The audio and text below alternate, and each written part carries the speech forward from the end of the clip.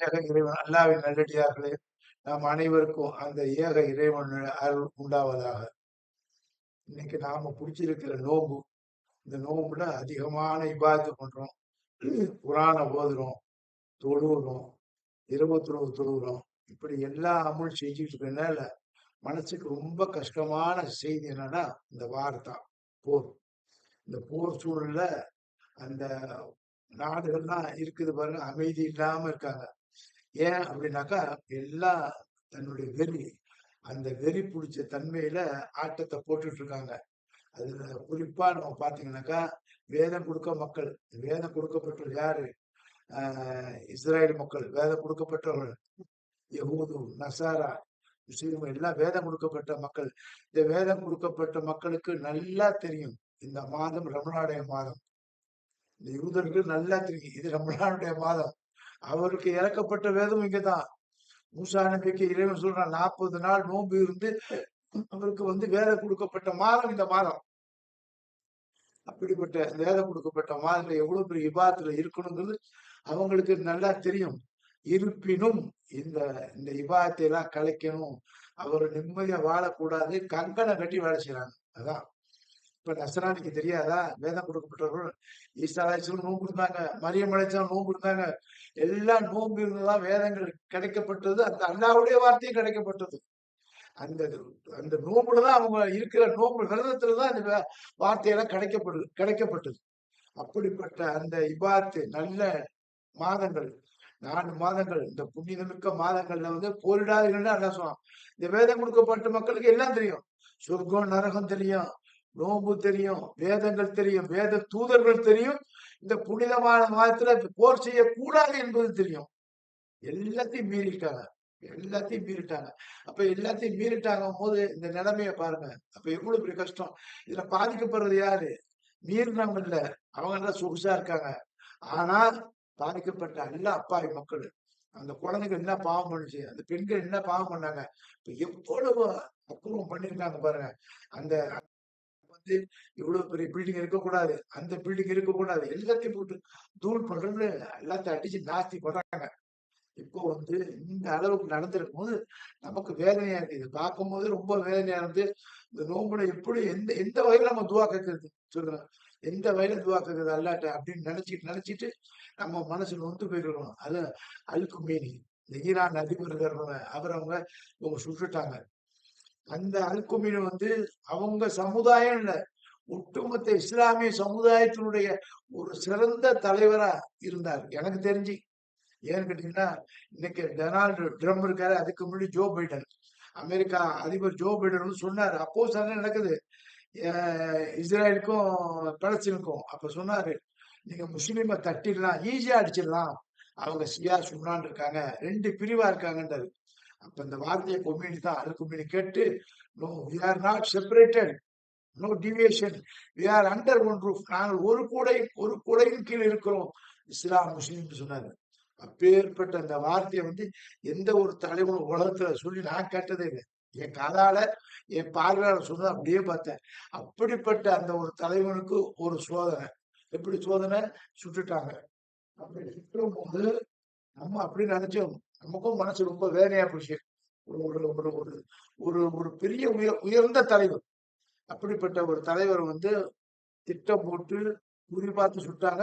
இன்னும் சொல்ல போனா அந்த தலைவர் ஒளிஞ்சிருக்காரு, கீழே பாதாளத்துல போயிட்டாருன்னாரு. ஆனா அவர்கிட்ட பெட்டி எடுக்கும் போது சொல்லுவாங்க, சாவு கேட்டு நான் பயப்படவும் மாட்டேன், நாங்கெல்லாம் பயப்படுற ஆள் இல்லை, எப்போதும் ருட்டீனா நான் செய்யற பிசினஸ், ஏன் செய்யற ஆபீஸ் தான் உட்கார்ந்துருப்பேன்னு சொன்னாரு. அதே மாதிரி அவருடைய இல்லத்திலே அவருடைய இடத்துல இவங்க அந்த விஜயில போட்டு ஆளை தூக்கிட்டாங்க.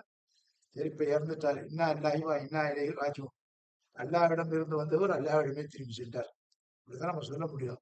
ஆனா இந்த நேரத்துல மனசு கஷ்டமா இருக்கும்போது அல்லாஹ் சுப்ஹானஹு வ தஆலா இன்னைக்கு ஒரு ஆயத்தை நான் படிச்ச உடனே அதுல எவ்வளவு ஒரு திருப்தி இருக்கு பாருங்க. அதாவது ஒரு சீதேவிகள், ஒரு நல்ல அடியார்களுக்கெல்லாம் அல்லாஹ் சுப்ஹானஹு வ தஆலா எவ்வளவு பெரிய பாக்கியத்தை கொடுக்கலாம். இந்த பாக்கியத்தை பார்த்து தான் நம்ம மன ஆறுதல் படணும். ஒரு வீட்டுல இறந்துட்டாங்கன்னா நம்ம போவோம், நம்ம போய் என்ன சொல்லுவோம், அமைதியா இருங்க, இதுக்குள்ள கூலி கிடைக்கும் அப்படின்னு சும்மா சேட்டலா சொல்லுவோம்.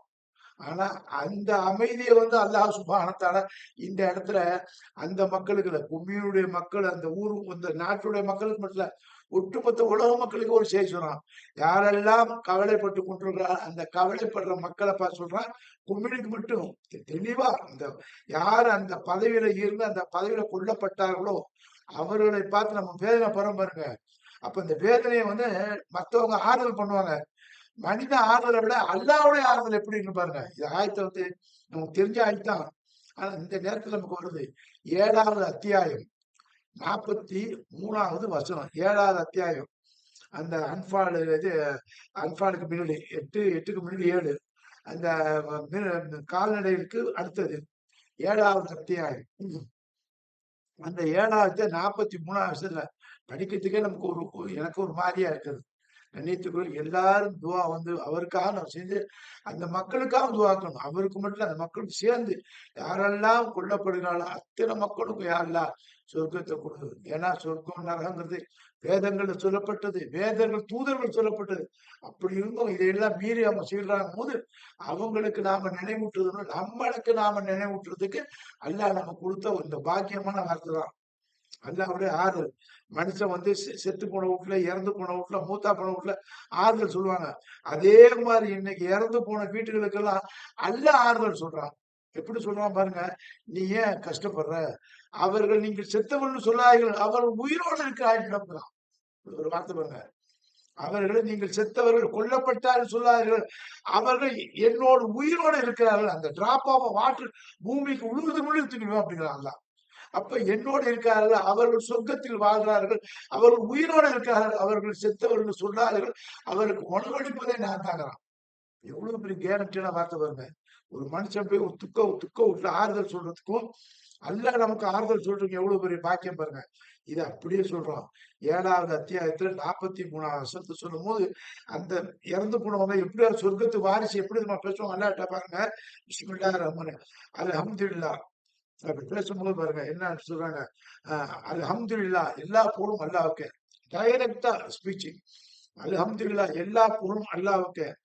அல்லது அல்லது ஹாதனா லி ஹாதா, அல்லாஹ் எனக்கு இந்த நேர் வழியை காத்து இருக்காவிட்டால், அல்லது ஹாதனா எனக்கு இந்த நேர் வழியை காத்து இருக்காவிட்டால், வமா குன்னா நக்தி லவ்லா, வமா குன்னா லி நக்ததி லவ்லா அன் ஹாதனா, நான் நேர் வழி பெற்றிருக்க மாட்டேன். எனக்கு இந்த சொர்க்கம் அல்லாஹ் கொடுத்துட்டான். உண்மைன்னு சொல்லுவார். இப்ப அல்லாஹ் இந்த சொர்க்கத்தை கொடுத்து அந்த போர்ல மாண்ட சஹீத் அத்தனை பேர் சொல்லுவாங்க, அல்லாஹ் எங்களுக்கு இந்த சொர்க்கத்தை கொடுத்த, இந்த சொர்க்கத்துக்கு என்ட்ரு பண்ற வழிய எங்களுக்கு லேசாக்கி கொடுத்திய போல எடுத்து உனக்கு, உன்னை தவிர வேற யாராலும் பண்ண முடியாது கேரண்டியா பேசுறாங்க. அல்லாஹ் கொடுத்த வார்த்தை, அல்லாஹ் சொன்ன வார்த்தை, அல்லாஹ்வுடைய வார்த்தை, இங்க படிச்ச வார்த்தையை அங்க சொல்லி காட்டுறாங்க. அல்ஹம்துலில்லாஹ் புகழெடுத்தும் அல்லாஹ்வுக்கு. அல்லது ஹாதனா லி ஹாதா வமா குன்னா லக்கி லவ்லா அன் ஹாதனல்லாஹ், நீ இந்த எங்களுக்கு இந்த வழியை காட்டியிருக்காவிட்டா நாங்கள் நட்டவாளியா இருப்போம், இவ்வளவு பெரிய பாக்கியத்தை நாங்கள் பெற்றிருக்க முடியாது அப்படின்னு அவ்வளவு ஒரு வர்க்கத்துல அந்த ரஹமத்தை வெளிப்படுத்துவாங்க. இந்த ரஹமத்துடையனால இந்த ரஹமத்தை அவங்க வெளிப்படுத்தும் போது இதை படிச்சவங்க நமக்கு மனசு ஆறுதல் ஆக்குது. அப்படியே ஆறுதலாக்கு. அடுத்தது அந்த ரயில்ல சொல்லுவாங்க, இப்ப வந்து வேதம் கொடுக்கப்பட்ட மக்கள், அவங்க யாரெல்லாம் வேதம் கொடுக்கப்பட்டவர்களோ அந்த வேதம் கொடுக்கப்பட்டவர்கள் அல்லாஹ்வையும் அல்லாஹ்வுடைய தூதரையும் அல்லாஹ்வுடைய வேதங்களையும் அந்த டே ஆஃப் ஜட்ஜ்மெண்ட் யார் நம்புகிறார்களோ அவர்களுக்கு பாக்கியம் உள்ளவர்கள். வலா ஹவுஃபுன் அலைஹிம் வலா ஹும் யஹ்சனூன், அவர் துன்பப்பட வேணாம், துயரப்பட வேணாம். அந்த சமுதாய மக்கள் துன்பப்பட வேணாம், துயரப்பட வேணாம். அவர்கள் என்னோடு இருக்க உயிரோடு இருக்காங்க. அல்லாஹ் சுப்ஹானஹு வ தஆலா நமக்கு வந்து ஆறுதல் சொல்றான். சொல்லும் போது இந்த இடத்துல எப்படி சொல்றான் பாருங்க. அதாவது வந்து அல்லாஹ் சுப்ஹானஹு வ தஆலா சொல்லும் போது இந்த ஆயத்தை எடுக்கணும். அல்ஹம்துலில்லாஹி ரப்பில் ஆலமீன். இப்ப வந்து இந்த ஆயத்துல வந்து அல்லாஹ் சொல்லும் போது எப்படி சொல்றான்னா, 2வது அதாவது வந்து அல்லாஹு லக்கது, அல்லாஹ் நிச்சயமாக லக்கது, நிச்சயமா அல்லாஹ் ஜாஅத் ருசூலு, நீ இறை தூதரை கொடுத்த, நீ இறை தூதர்களை கொடுத்த, இறை தூதர்களை எங்களுக்கு காண்பித்தாய். அல்லாஹ் லக்கது நிச்சயமா ஜாஅத் எங்களுக்கு கொடுத்த வந்தார்கள், ருசூலு உன்னுடைய இறை தூதர், நீ அறிமுகம் கொடுத்த எல்லா இறை தூதர்களும் வந்தார்கள். ரப்பனா எங்கள் இறைவா, எங்கள் பில் ஹக்கி சத்தியத்தை கொடுத்த எந்த சத்தியம்? இந்த வார்த்தை சத்தியம். இந்த வார்த்தை இந்த நபிமார்களுக்கு இந்த தூதனுக்கு சொன்ன வார்த்தை, இந்த வார்த்தை தான் அந்த சொர்க்கத்தினுடைய வார்த்தை. இந்த வார்த்தையை நீ உண்மையாக்கி விட்டாய் அப்படின்னு இந்த ரசூல்மார்கள் சொன்னதை சொல்லி அல்லாட்ட சொல்லி காட்டுவாங்க. எவ்வளவு பெரிய பாக்கியம் பாருங்க. தயவு செய்து இந்த வசனத்தை படிச்சு பாருங்க. இந்த வசனத்தை படிக்கும் போகும்போது பெரிய ஆறுதல் நமக்கு கிடைக்குது. அல்ஹம்துலில்லாஹ். ஆகவே இந்த சண்டையில யாரெல்லாம் அல்லாவை நம்பினவர்கள், இறைவனை நம்பினவர்கள், வேதத்தை நம்பினவர்கள், வேத தூதர்களை நம்பினவர்கள், இந்த கிதாபு எல்லா கிதாபும் நம்பினவர்கள், டே ஆஃப் ஜட்ஜ்மெண்ட்டை நம்பினவர்களுக்கு எந்த ஒரு கவலையும் வேணாம். வலா ஹவுஃபுன் அலைஹிம் வலா ஹும் யஹ்சனூன்.